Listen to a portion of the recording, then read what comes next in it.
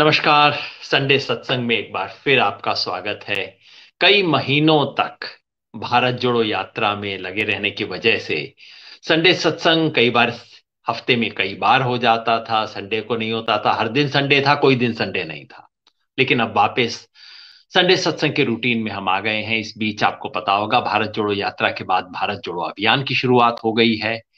लेकिन आज जिस सवाल पे संडे सत्संग की फोकस है, ये वो सवाल है जो आज इस देश का सबसे बड़ा राजनीतिक सवाल है।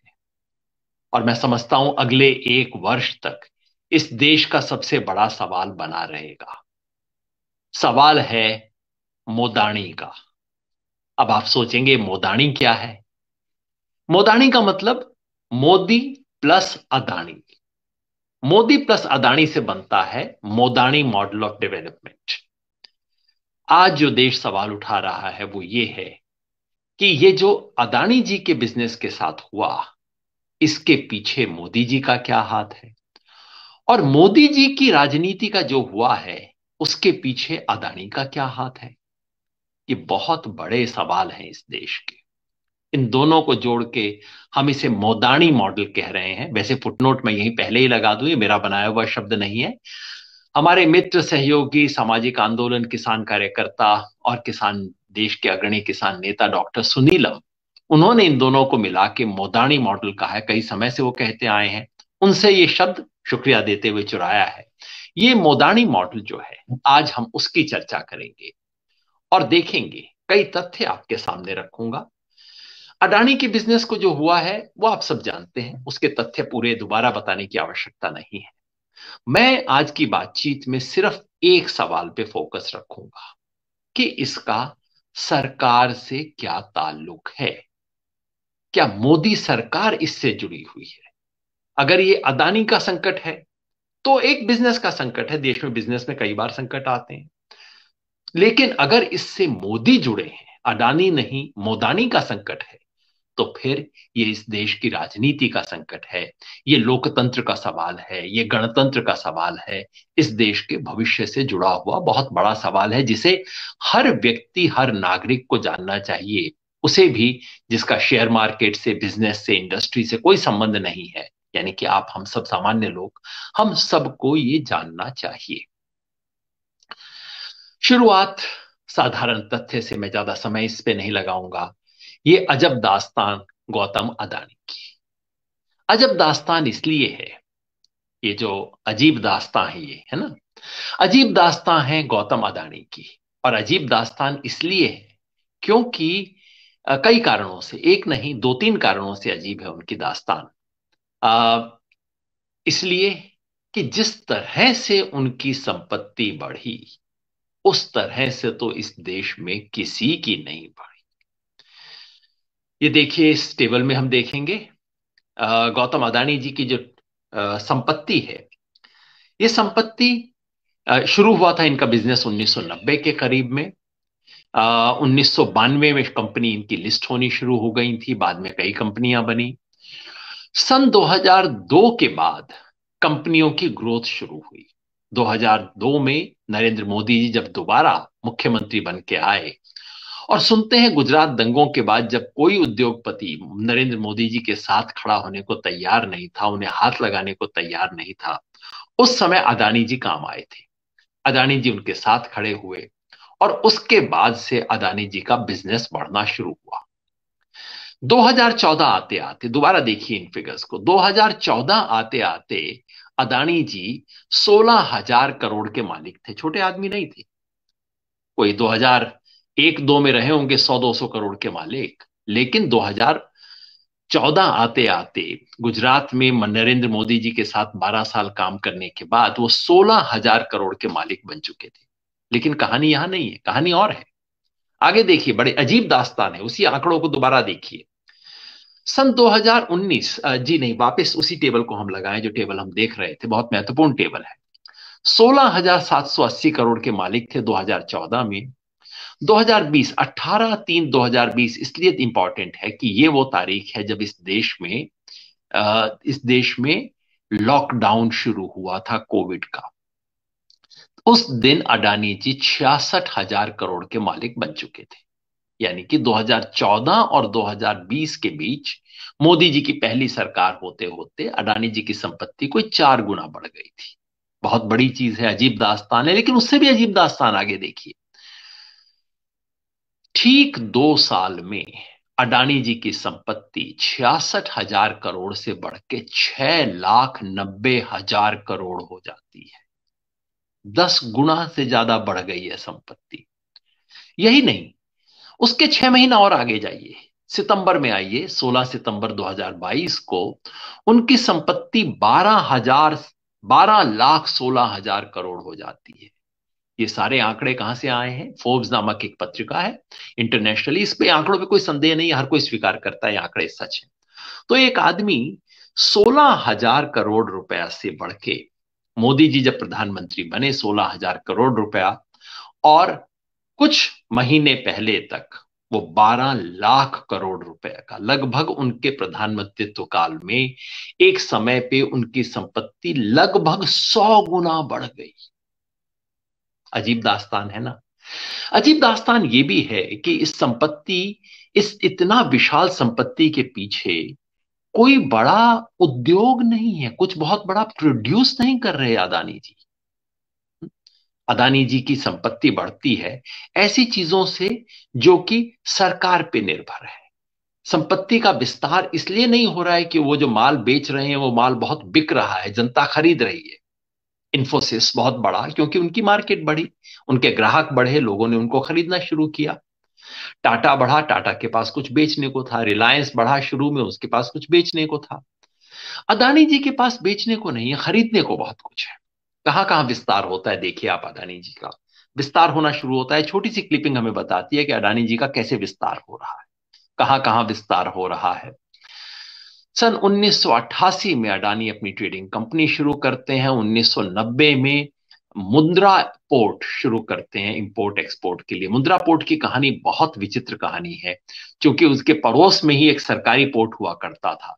और कहानी यह है कि सरकारी पोर्ट में ऐसे फैसले लिए गए जिससे कि सरकारी दुकान ठप्प होती जाए। वो दुकान ठप्प होती गई, मुंद्रा पोर्ट बंदरगाह ऊपर उठता गया। सन 2000 में जॉइंट वेंचर शुरू करते हैं विलमार के साथ। 2002 में मुंद्रा जो है भारत का सबसे बड़ा प्राइवेट पोर्ट बन जाता है। अब मतलब ये कहानी मोदी जी के साथ शुरू होती है, और फिर उसके बाद कोयले के व्यापार में आते हैं, फिर थर्मल पावर प्लांट में आ रहे हैं, फिर रिन्यूएबल एनर्जी में आ रहे हैं, फिर उसके बाद उनका विस्तार होता जा रहा है, फिर एयरपोर्ट और ये सब। देखिए किन किन चीजों में अडानी जी का विस्तार हो रहा है, देखते जाइए क्या कुछ है। आगे देखेंगे, अगला ग्राफिक हमें बताता है अडानी जी के विस्तार के बारे में कि कितना उनका विस्तार हुआ। 2013 में उनके 44 प्रोजेक्ट थे, और आप देखिए 5 साल के बाद 2018 में, ये मोदी जी के प्रधानमंत्रित्व का काल है, 2013 में बढ़ के, अगले ग्राफिक में हम देखेंगे कि उनके 44 जो प्रोजेक्ट थे वो 92 प्रोजेक्ट हो जाते हैं। सिर्फ 5 साल में अचानक इतनी ग्रोथ हो रही है। और आज अडानी जी किस किस में छाए हुए हैं वो इस तस्वीर में आपको दिखाई देता है। कहां कहां है अडानी जी, जिसे कहते हैं भगवान का दिया सब कुछ है। अडानी जी अगले ग्राफिक में देखेंगे किस किस तरह के उनके पास, किस किस सेक्टर में अडानी जी छाए हुए हैं। ये देखिए, उनके पास कोल है, एनर्जी है। आप इसमें पढ़ पा रहे होंगे, बहुत छोटा सा फॉन्ट है। और जैसा कि आप जानते हैं उनके पास एनडीटीवी भी है। मतलब क्या कुछ नहीं है अडानी जी के पास आज की तारीख में। आप उसकी बस गिनती करते जाएं, तुलना करते जाएं, देखते जाएं, और पूछते जाएं कि अडानी जी कहां कहां पे छाए हुए हैं। वैसे मैं पढ़ के आपको बता भी दूं वो किस किस में छाए हुए हैं। अदानी जी के पास पोर्ट्स तो हैं ही, एफएमसीजी है, fast moving consumer goods, data centre है, एयरपोर्ट है, रिन्यूएबल एनर्जी है, गैस है, लॉजिस्टिक्स है, मीडिया भी है, सीमेंट है। क्या कुछ नहीं है। कहते हैं जो मैंने बोला, भगवान का दिया सब कुछ है। भगवान का दिया है या किसी और का? ये सवाल पूछने का बनता है। ये जो उनका एम्पायर बढ़ के 12 लाख करोड़ का हो गया था, ये अचानक पंक्चर हो गया। जैसा आप जानते हैं पिछले सप्ताह 15 दिन पहले अचानक पंक्चर हो गया। 24 जनवरी को एक रिपोर्ट आई, हिंडनबर्ग की रिपोर्ट। उसके आते ही अचानक गुब्बारा पंचर हो गया। सवाल यह है कि क्या हिंडनबर्ग की रिपोर्ट से ही देश को पता लगा, उससे पहले कुछ नहीं था? हिंडनबर्ग की रिपोर्ट के बारे में एक बात साफ बता दूं, हिंडनबर्ग रिपोर्ट की ये तस्वीर आप देख सकते हैं। हिंडनबर्ग की रिपोर्ट के बारे में बता दूं, हिंडनबर्ग कोई इंडिपेंडेंट रिसर्चर कंपनी नहीं है, कोई ये एमनेस्टी इंटरनेशनल जैसी संस्था नहीं है जो दुनिया के कल्याण के लिए रिपोर्ट निकालती हो। ये कंपनी खुद एक खिलाड़ी है। खिलाड़ी के तौर पे इस कंपनी का काम है ऐसी कंपनियों को पकड़ना, दुनिया में डिटेक्ट करना, जिनके बारे में इनको लगता है कि इसका गुब्बारा जरूरत से ज्यादा फूला हुआ है और सच में इसका शेयर मार्केट, इसका शेयर प्राइस गिरने वाला है। तो ये कंपनी सट्टा करती है, सट्टे में लगती है, कहती है कि इस ये कंपनी का गुब्बारा देखिए फटने वाला है, हम आपको इसकी सच्चाई बता देते हैं। और वो कंपनी खुद सट्टा लगा रही है। तो इसमें कोई संदेह नहीं है, अडानी ने बाद में कहा भी और ये बात सच है कि ये कंपनी कोई इंडिपेंडेंट प्लेयर नहीं है, ये कंपनी खुद खिलाड़ी है। तो केवल हिंडनबर्ग के कहने पे हम नहीं जाएंगे। लेकिन मेरा यह सवाल ये है कि क्या हिंडनबर्ग के बताने से पता लगा? हिंडनबर्ग कंपनी ने कहा क्या? उसने अपनी रिपोर्ट में कहा कि अडानी जी की जितनी भी संपत्ति है, उन्होंने, उनका आरोप मुख्यतः क्या है? आरोप ये है कि अडानी जी की जो कंपनी है, उनकी जो तमाम कंपनियां हैं, उनका जो वैल्यूएशन है मार्केट में, वो वैल्यूएशन सही नहीं है, क्योंकि वास्तव में कंपनी के पास उतने एसेट्स हैं नहीं, उतना मुनाफा है नहीं। और उन्होंने कहा कि इस कंपनी के शेयर जिस तरह से ऊपर उठे हैं, ये नॉर्मल नहीं है, इसके पीछे कुछ हेरा फेरी है, मैनिपुलेशन है स्टॉक मार्केट का। और मैनिपुलेशन के पीछे उन्होंने कहा कि मॉरिशस की कुछ कंपनियां हैं जो कि इस कंपनी के अंदर पैसा डाल रही हैं। और उन कंपनियों के पीछे कौन है? विनोद अडानी, जो कि अडानी जी के भाई हैं। इस सबके एक एक बात का प्रमाण हिंडलबर्ग ने रख के सामने रखा। अब ये बात ऐसी नहीं है जो पहले पता नहीं थी, ये बात पहले पता थी। ये तमाम आरोप बहुत गंभीर थे, और जैसे ही ये आरोप सार्वजनिक हुए, यानी कि इंटरनेशनल जगत में आए, उसके बाद कंपनी का स्टॉक गिरना, डूबना शुरू हुआ। वो सारी कहानी आप जानते हैं, वो सब मैं बताऊंगा नहीं, अचानक कैसे डूबा। इसलिए नहीं कि हिंडनबर्ग ने कुछ कह दिया, बल्कि उसने कि ऐसे प्रमाण दिए। अडानी जी की कंपनी ने तुरंत 413 पेज का क्लैरिफिकेशन दिया, वो भी दुनिया के सामने आया। और उसके बाद हिंडनबर्ग ने खुद उसका जवाब दिया कि आपके आरोपों, आपने तो हमारे आरोपों को स्वीकार कर लिया है। क्योंकि जब उन्होंने कहा कि विनोद अडानी की कंपनी से सब कुछ आपके पास आ रहा है और ये कहां से पैसा आ रहा है, तो अडानी जी का क्या जवाब था? उनका जवाब था, हम नहीं जानते, विनोद अडानी जी हमसे रिलेटेड नहीं है। मतलब इनका भाई इनसे रिलेटेड नहीं है, जिसके साथ दिन रात घूमते हैं, जिसके साथ रहते हैं, वो भाई से कहते हैं नहीं, हमारा ये अनरिलेटेड पार्टी है, इससे हमारा कोई संबंध नहीं है। तो हिंडनबर्ग कहता है, साहब, भारत के कानून के हिसाब से अगर आपका भाई आपकी कंपनी में कुछ लगा रहा है तो ये रिलेटेड पार्टी ट्रांजैक्शन है, ये अंदर खाते की बात है, इस चीजों की जांच होनी चाहिए। तो ये सब चीजें जब सार्वजनिक हुई, दुनिया के तमाम संगठनों ने इनकी जांच की, तो तमाम कंपनियों ने धीरे धीरे अपने हाथ खींचने शुरू कर लिए। अडानी जी ने अपना एक शेयर फ्लोट किया था, अपना पब्लिक लिस्टिंग की थी। और वो होते ही, जैसे ही ये हिंडनबर्ग की रिपोर्ट आई, लोगों ने उसमें इन्वेस्ट करना बंद कर दिया। 20,000 करोड़ का पब्लिक शेयर था। सच बात यह है कि अडानी जी के इशारे पे ही शायद हुआ होगा, एक दो कुवैत वगैरह वालों ने इन्वेस्ट करके बचाया। सच ये है कि साधारण इन्वेस्टर ने 1% भी जो उसको ऑफर पे था वो नहीं खरीदा। कंपनी के अपने एम्प्लॉयज को जो शेयर ऑफर किए गए से थे, जो कि लपालप लिए जाते हैं, उसमें से आधे खाली पड़े रहे। मतलब कंपनी के एम्प्लॉयज को विश्वास नहीं था कंपनी पे, रिटेल इन्वेस्टर्स को तो था ही नहीं। खैर, ये सारी कहानी आपको पता होगी। मैं जो बताना चाहता हूं वो ये बात कि ये कोई नई बात नहीं थी। जो लोग अडानी जी की कंपनी को फॉलो कर रहे थे, जो लोग हिंदुस्तान के बिजनेस जर्नलिस्ट थे, हर कोई व्यक्ति इस कहानी को कई सालों से जानता था। बड़े अखबारों की लिखने की हिम्मत नहीं होती थी, छोटी जगह पे खबरें छप रही थी। ये मैं आपको कुछ नमूने दिखाता हूं। ये देखिए, अडानी जी का एम्पायर क्या है और इसमें क्या कुछ होता आया।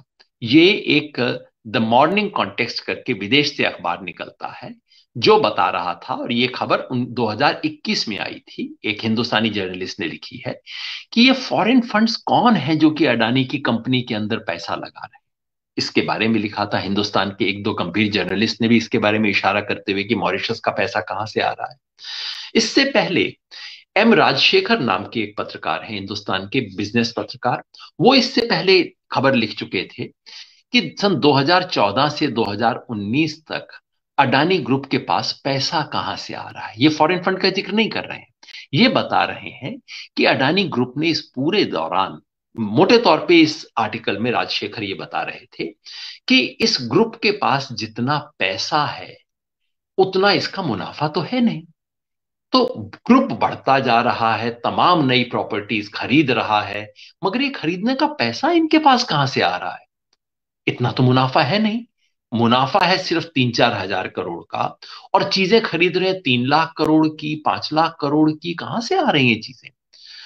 और इशारा ये लेके करता है कि इसमें एक एक हाथ से लिया, एक से कर्जा लिया, कर्जे से कोई एक कंपनी खड़ी की, उसके शेयर को बेच के दूसरा कर्जा लिया, उसके आधार पे तीसरा कर्जा लिया। कंपनी ओवर लीवरेज्ड है, जिस तरह से कहते हैं, यानी कि जो वास्तव में इसके पास है उसकी तुलना में इतना ज्यादा कर्ज लेके बैठी हुई है कि ये कंपनी अगर कभी देना पड़ा तो दे नहीं पाएगी। ये इशारा इस लेख के अंदर किया गया। एक पत्रकार है परंजय गुहा ठाकुरता, इस देश के सबसे प्रमाणित, सबसे स्वतंत्र पत्रकार।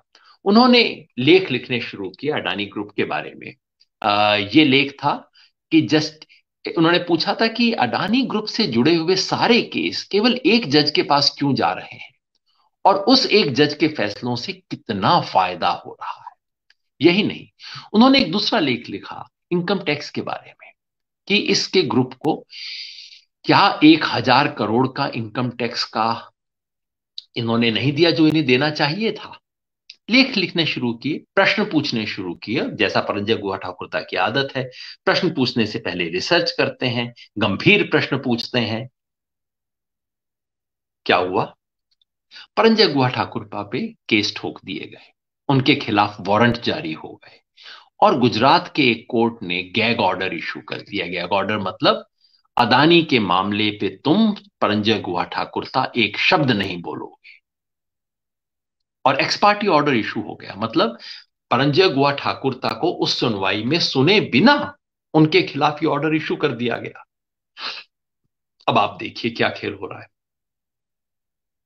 जो सारे लोग, बिजनेस की दुनिया में हर व्यक्ति इस सच को जानता था जो हिंडलबर्ग रिपोर्ट ने कहा है, जिसका मतलब है जांच एजेंसीज भी जानती होंगी, सेबी भी जानती होगी, स्टॉक मार्केट के लोग जानते होंगे, जर्नलिस्ट जानते थे, फुसफुसा के बात करते थे, बड़े अखबार छापते नहीं थे। कोई छापता था तो उसके ऊपर कोर्ट से ऑर्डर ले लिया जाता था, उसका मुंह बंद करवा दिया जाता था। ये सच्चाई है। तो ये सच नहीं है कि सरकार की आंख कोई 24 जनवरी 2022 को जाके खुली, अरे बाबा रे ऐसा स्कैंडल था, हमें तो पता ही नहीं था। नहीं साहब, बिल्कुल पता था। तो ये मामला सिर्फ अदानी का नहीं है, ये मामला मोदानी का है।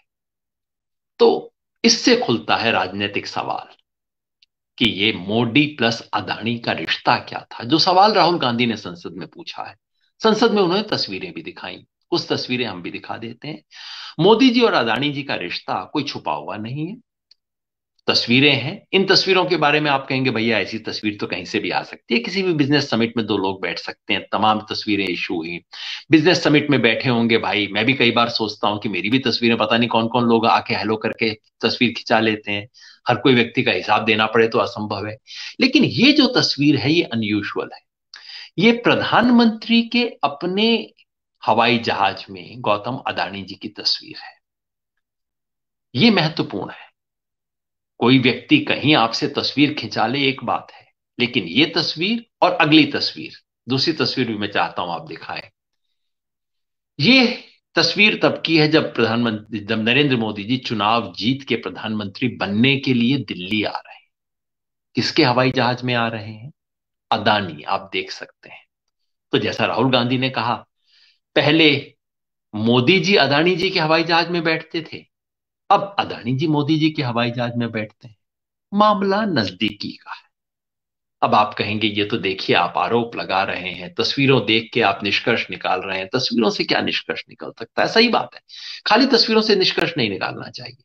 तो हम देखते हैं किस किस तरीके से मोदी जी के मोदानी मॉडल की हकीकत देखते हैं कि किस किस तरीके से, किस किस तरह से अदानी के पीछे मोदी जी का हाथ था। क्या वास्तव में सिर्फ तस्वीरें ही हैं, या कि तस्वीरों के पीछे कुछ सच भी है? वास्तव में किसी तरीके से मोदी सरकार ने अदानी जी की मदद की? पहली चीज जो मैंने अभी इशारा किया कि हिंडलबर्ग रिपोर्ट आने से पहले सब अच्छी तरह से जानते थे कि ये घपलेबाजी का संदेह है, मॉरिशस से पैसा आ रहा है, गड़बड़ हो रही है, स्टॉक्स इन्फ्लेटेड हैं, स्टॉक मार्केट में कुछ किया जा रहा है, उनके भाई का पैसा आ रहा है। सवाल है इस पे जांच क्यों नहीं हुई? जांच करनी चाहिए थी ना सेबी को। सरकार ने लोकसभा में बताया, पार्लियामेंट में बताया, ये उत्तर आप देख सकते हैं यहां पे। सरकार ने खुद पार्लियामेंट में इस बात को कबूल किया कि हाँ, अदानी जी के खिलाफ जांच हो रही थी इन सब सवालों पे। जांच कभी किनारे पे नहीं पहुंची। एक नहीं, तीन चार जांच। 2007 में एक बार अदानी जी के बारे में जांच हुई। जांच हुई, उनको दोषी पाया गया, उनको फाइन भी हुआ। तो ये आदमी शक के घेरे में था। इस पे इतने साल तक जांच क्यों नहीं हुई, बावजूद इसके कि अखबारों में लेख छप रहे थे कहते हुए? छपने का इंतजार नहीं करना चाहिए? सुनते हैं जांच ना होने का एक कारण यह हो सकता है कि जांच करने के इंचार्ज जो थे वो खुद अदानी जी के समधी हैं। समधी मतलब उनके बेटे की शादी जिस लड़की से हुई है वो उस व्यक्ति की बेटी है जो कि इसकी जांच करने के इंचार्ज हैं कि क्या कोई बिजनेस शेयर मार्केट में कहीं इनसाइड ट्रेडिंग तो नहीं हो चुकी। ये उसके बारे में खबर है और ये उनकी तस्वीर है, आप देख लीजिए। आ, तस्वीर में मोदी जी हैं, अदानी जी हैं, और साथ में जो बीच में श्रॉफ साहब खड़े हैं वो अदानी जी के समधी हैं। और इनकी जिम्मेवारी है जांच करें कि कहीं अदानी जी की कंपनी के अंदर कोई मर्यादा का उल्लंघन तो नहीं हो रहा, कोई इनसाइड ट्रेडिंग तो नहीं हो रही, स्टॉक मार्केट इनके शेयर और स्टॉक में कुछ गड़बड़ी तो नहीं हो रही। इस बात को कहा जा रहा है। अखबारों में प्रमुखता से ये बात भी छपी कि अदानी जी जाके सेबी के प्रमुख से मिले, जो कहा जाता था बहुत अनयूजुअल मीटिंग है, क्योंकि सेबी सेबी तो अंपायर है। सेबी के प्रमुख से जाके अडानी जी मिले, ये बात अखबारों में छपी। Gautam Adani meet SEBI chairperson Madhabi Puri Buch. ये क्या हो रहा है? जिन एजेंसीज ने जांच करनी थी, जिन्हें हिंडलबर्ग रिपोर्ट आने से 2-3 साल पहले ही इन सब बातों का खुलासा करके जांच करनी चाहिए थी, उन्होंने जांच क्यों नहीं की? जो जांच चल रही थी उस पे पर्दा क्यों डाला गया? पहला सवाल, पहला इशारा जिससे लगता है कि हां, कुछ तो नेक्सस हो सकता है। दूसरी बात देखिए, जो इस कंपनी के साथ कंपनी, सरकारी कंपनियों से इसके शेयर खरीदवाए गए। अदानी जी की कंपनियों में आप हम शेयर खरीदें, अच्छी बात है, मगर एलआईसी, जिसमें इस देश के करोड़ों लोगों की गाढ़ी कमाई है, एलआईसी शेयर खरीद रही थी। अदानी जी की 6 कंपनियां हैं और उसमें कितने प्रतिशत इन्वेस्टमेंट एलआईसी की है? किसी कंपनी में 4%, किसी कंपनी में 9%, किसी में 5, किसी में 6, किसी में 1। अडानी जी की हर कंपनी में, और ये छोटे फिगर्स नहीं है, पूरी कंपनी के शेयर होल्डर्स में आप 6-5% हैं, यानी कि बहुत बड़ी इन्वेस्टमेंट आपने की है। आज की तारीख में देखें तो कोई 26,000 करोड़ रुपए की इन्वेस्टमेंट एलआईसी की है। एक समय पे शायद 65,000 करोड़ रुपए की थी। तो किसके इशारे पे हो रही थी? एलआईसी कहां पैसा डालती है, किसके इशारे पे एलआईसी काम करती है? सरकार के इशारे पे। सरकार की तरफ से किसी ने इशारा किया कि इन शेयर में पैसा डालो। मतलब कल को अगर ये कोई कंपनी डूब जाती है तो लोगों की गाढ़ी कमाई का पैसा डूब जाएगा। यही नहीं, बैंकों की तरफ से इन्हें लोन दिलवाया गया। जब ऑस्ट्रेलिया में अडानी जी गए, कोई कंपनी इनको लोन देने को तैयार नहीं थी। ऑस्ट्रेलिया का कोई बैंक उनको लोन देने को तैयार नहीं था, क्योंकि वो जिस तरह का काम कर रहे थे उसको ऑस्ट्रेलिया में गलत काम माना जाता था। जिस तरह की माइनिंग कर रहे थे उसके पर्यावरण विरोधी माना जाता था। तो स्टेट बैंक ऑफ इंडिया ने उनको लोन दिया था। वही नहीं, स्टेट बैंक ऑफ इंडिया ने बार बार उनको लोन दिया, ये 2.6 बिलियन डॉलर, जिसका मतलब होगा मोटे तौर पे कोई 20-22 हजार करोड़ रुपया। तो देश के तमाम बैंक मेरे आपके पैसे से बने हुए बैंक पैसे दे रहे थे, अपना लोन अडानी जी को दे रहे थे, बिना एडिक्वेट गारंटीज के, और लोन माफ भी कर रहे थे। जो इस देश में पिछले कई सालों में लोन माफ हुए हैं, उसमें अडानी जी के लोन भी माफ हुए हैं। तो सरकार जुड़ी हुई है। चौथा तरीका, सरकार ने नियम तोड़ के इनको कॉन्ट्रैक्ट दिए। एक नहीं, तरह तरह के कॉन्ट्रैक्ट दिए गए। अडानी जी को 6 एयरपोर्ट एक साथ देश के पकड़ा दिए गए, और बावजूद इसके कि वित्त मंत्रालय ने और नीति आयोग ने लिख के ऑब्जेक्शन किया था, कहा था कि जिसको कोई अनुभव नहीं है उसको एक साथ इतने एयरपोर्ट नहीं दिए जाने चाहिए। अदानी जी को बंदरगाह चलाने का एक्सपीरियंस था, एयरपोर्ट चलाने का एक्सपीरियंस नहीं था, लेकिन उनको नियम तोड़ के ये कॉन्ट्रैक्ट दिए गए। जहां नियम तोड़ने की बात आती है तो एयरपोर्ट की बात आती है, तो एक बहुत इंटरेस्टिंग केस हुआ था हमारे देश में।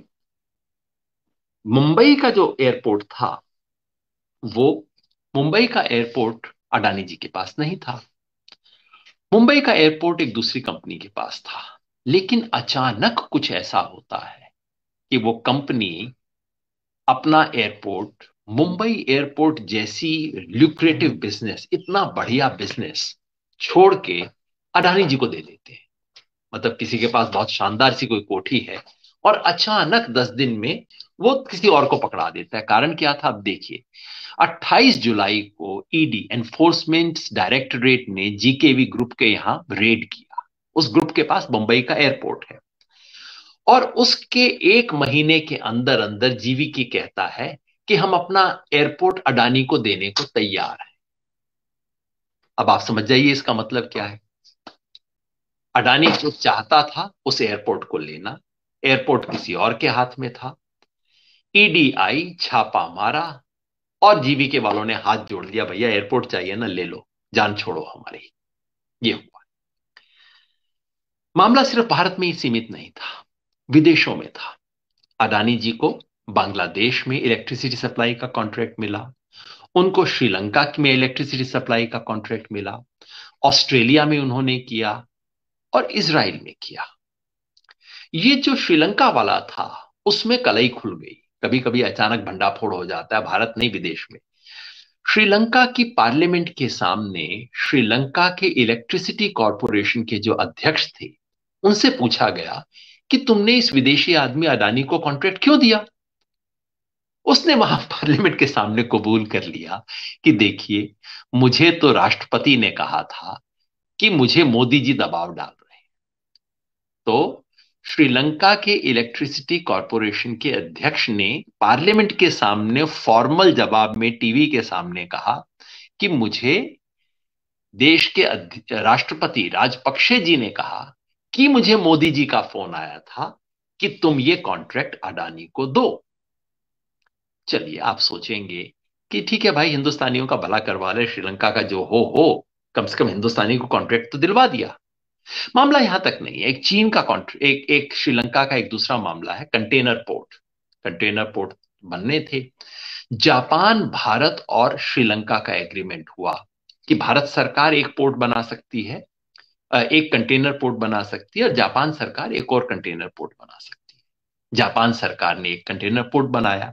भारत सरकार ने कहा कि हमारे वाला कंटेनर पोर्ट हम नहीं, अदानी जी बनाएंगे। सरकार, भारत का मतलब अदानी, भारत के हिस्से का काम अदानी जी को दे दिया गया, और जापान सरकार ने सरकार की तरफ से काम किया। बांग्लादेश में भी यही कहानी है। और इजराइल में मोदी जी जाते हैं। मोदी जी के जाने के कुछ दिनों बाद अडानी जी का मामला होता है और उनको कॉन्ट्रैक्ट मिल जाता है इजराइल के पोर्ट का। तो दुनिया भर के अंदर। और छठा इसका प्रूफ कि सरकार की नीतियों को बदला गया अदानी जी के मुनाफे के लिए। इसका एक उदाहरण आप देखिए। ये सरकार की कोयले की नीति है। आ, ये कोयले के बारे में नहीं है, ये दूसरा है। ये धारावी में उनको जो कॉन्ट्रैक्ट दिया गया था उसके बारे में है। किस किस तरह से चीजें बदली और अंत में धारावी का कॉन्ट्रैक्ट उनको जो टेंडर मिलना था वो अदानी जी को मिला। लेकिन जो कोयले वाला है वो और ज्यादा महत्वपूर्ण मामला है। कोयले में भारत सरकार ने कहा कि हमें देश में कोयले की शॉर्टेज है, देश में बिजली का क्राइसिस आ गया था, देश में कोयले की शॉर्टेज बनाई गई। शॉर्टेज थी नहीं देश में, देश में कोयले की शॉर्टेज बनाई गई, दिखाई गई। और फिर कहा गया कि देश में कोयले को आयात करना पड़ेगा। आयात करने के लिए पहले 2.5% टैक्स हुआ करता था। सरकार ने रातों रात उस 2.5% टैक्स को घटा के 0% कर दिया। अब कोयले को ऑस्ट्रेलिया से कोयले को इंपोर्ट किया गया। कौन है इंपोर्ट करने वाला? ऑस्ट्रेलिया में किस आदमी ने कोयले की खदान बनाई थी एसबीआई के लोन की मदद से? अदानी। अदानी जी भेजते हैं, भारत को कोयला सप्लाई करते हैं और अचानक उस पे जो टैक्स 2.5% का था टैरिफ वो घटा के 0% कर दिया जाता है। एक नहीं सैकड़ों कहानियां हैं। मतलब मोटी बात यह कि जब बीजेपी के प्रवक्ता टीवी पे आपको बोलते हैं कि देखिए जी, कोई बिजनेस एम्पायर है, बढ़ा गिरा हमारा इसके से क्या लेना देना। टाटा का भी बिजनेस बढ़ा, इंफोसिस का भी बिजनेस बढ़ा, बिरला का भी बिजनेस बढ़ा, जैसे वो बढ़े वैसे ये बढ़ा। वो भी कोई बहुत क्लीन नहीं थे, इनके बारे में भी सवाल हुए और सवाल हमेशा उठने चाहिए। लेकिन अदानी जी का बिजनेस और अंबानी के बारे में भी सवाल उठने चाहिए।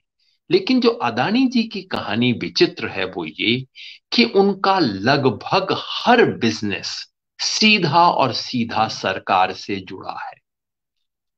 और देश और दुनिया के तमाम हलकों में साफ साफ कहा जाता था, लोग पूछते थे कि जी अडानी जी का पास पैसा, प्रॉफिट तो सिर्फ इतना है, उनको इतना लोन कैसे किया दिया जा रहा है? जवाब मिलता था, आप नहीं जानते, सरकार से नजदीकी है, कोई प्रॉब्लम होगी कल को सुलझा दी जाएगी। भाई जब सरकार, सैया भय कोतवाल तो डर काहे का? भाई सरकार जब उनके साथ है तो आप काहे को डर रहे हो? ये बात बताया जाता था। तो पूरी दुनिया में ये बात स्पष्ट थी कि मामला सरकार के हाथ का है। तो अदानी जी का राइज किसी साधारण बिजनेस एम्पायर का राइज नहीं है। वैसे कोई भी साधारण राइज नहीं होता, हर में कहीं ना कहीं सरकार की भूमिका होती है। लेकिन अदानी जी की जो कहानी है वो सीधे सीधे सरकार से जुड़ी है, इसीलिए इसको हम मोदानी की का संकट बता रहे हैं। ये संकट अदानी का नहीं है, ये संकट मोदी जी का है, क्योंकि सीधे सीधे सरकार का हाथ है इसमें। और इसलिए आज की बातचीत का एक आखिरी सवाल, आखिरी पहलू जिस पे हमें विचार करना चाहिए, यक्ष प्रश्न ये है। हमने अब तक पूछा मोदी जी का अदानी के पीछे क्या हाथ था। सवाल हमें यह पूछना चाहिए कि मोदी जी के पीछे भी क्या अदानी का हाथ था? सन 2014 से 2019 तक अदानी जी की प्रॉपर्टी बढ़ी, लेकिन 19 के बाद जिस तरह से बढ़ी वैसी दुनिया में कहीं नहीं देखी गई। 2019 में क्या हुआ था? चुनाव हुए थे। उस चुनाव में अदानी जी ने भारतीय जनता पार्टी को कितना पैसा दिया था इसका हम कभी नहीं जान पाएंगे। क्यों? क्योंकि इलेक्टोरल बॉन्ड कौन किसे देता है उसका किसी को पता नहीं लग सकता, और वो तो वाइट है। ब्लैक में क्या गया होगा कोई नहीं जानता, कोई नहीं बता सकता। हर कोई ये जरूर जानता है कि 2019 में बीजेपी के पास इतना पैसा था, इतना पैसा था कि उसके मुकाबले में सारी ऑपोजिशन पार्टीज मिलके भी उसका 10वां हिस्सा भी खर्च नहीं कर सकती थी जितना बीजेपी खर्च कर रही थी। जिस तरह की चर्चा थी वो ये थी कि बीजेपी ने 50,000 करोड़ से लेकर 1 लाख करोड़ रुपए तक खर्च किया। इसका हम पुष्टि नहीं कर सकते क्योंकि इन आंकड़ों की कभी कोई पुष्टि नहीं हो सकती। इलेक्शन कमीशन इस तरह की चीजों की जांच करने में कोई गंभीरता कभी दिखाता नहीं है, पूरा देश पूछता रह जाता है। लेकिन ये जो हम बड़ा खेल देख रहे हैं अदानी जी का, उसके पीछे कहीं बीजेपी को पैसा देने का काम तो नहीं था? प्रश्न है, हमारे पास उत्तर नहीं है इसका। एक और प्रश्न जो अब पूछा जा रहा है, और वो बहुत बड़ा प्रश्न है, वो ये है कि मॉरिशस की जो कंपनियां अदानी जी किस कंपनी के अंदर पैसा लगा रही थी, उनके पास पैसा कहां से आ रहा था? लोगों ने जांच की तो पता लगा कि वो कंपनी तो कुछ है ही नहीं। कंपनी के पास एम्प्लॉयज नहीं है, कंपनी के पास कुछ काम नहीं है, कुछ वेग सा अपना काम बता रखा है, लेकिन कंपनी के पास हजारों करोड़ रुपया है इनकम, जो कि वो अदानी जी के एम्पायर में इन्वेस्ट कर रही है। इसी को कहा जाता है शेल कंपनी। ये विचित्र कंपनियां हैं जो उनके भाई साहब चला रहे हैं। कंपनियों के पास हजारों करोड़ रुपया पैसा है, इनकम का सोर्स नहीं है। पैसा है, इनकम है, इनकम का सोर्स नहीं है। कहीं ऐसा तो नहीं कि ये इनकम भारत की पॉलिटिक्स से जनरेट की गई ब्लैक इनकम?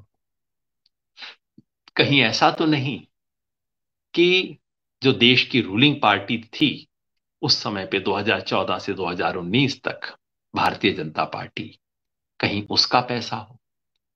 इसका प्रमाण नहीं है और ऐसी चीजों का प्रमाण मिलता भी नहीं है। लेकिन आप ही सोचिए, मॉरिशस में पैसा कहां से आता है? मॉरिशस इस वक्त पूरी दुनिया की सबसे बदनाम जगह है ब्लैक मनी के लिए। काला धन आता है, वहां से व्हाइट बन के वापिस चला जाता है।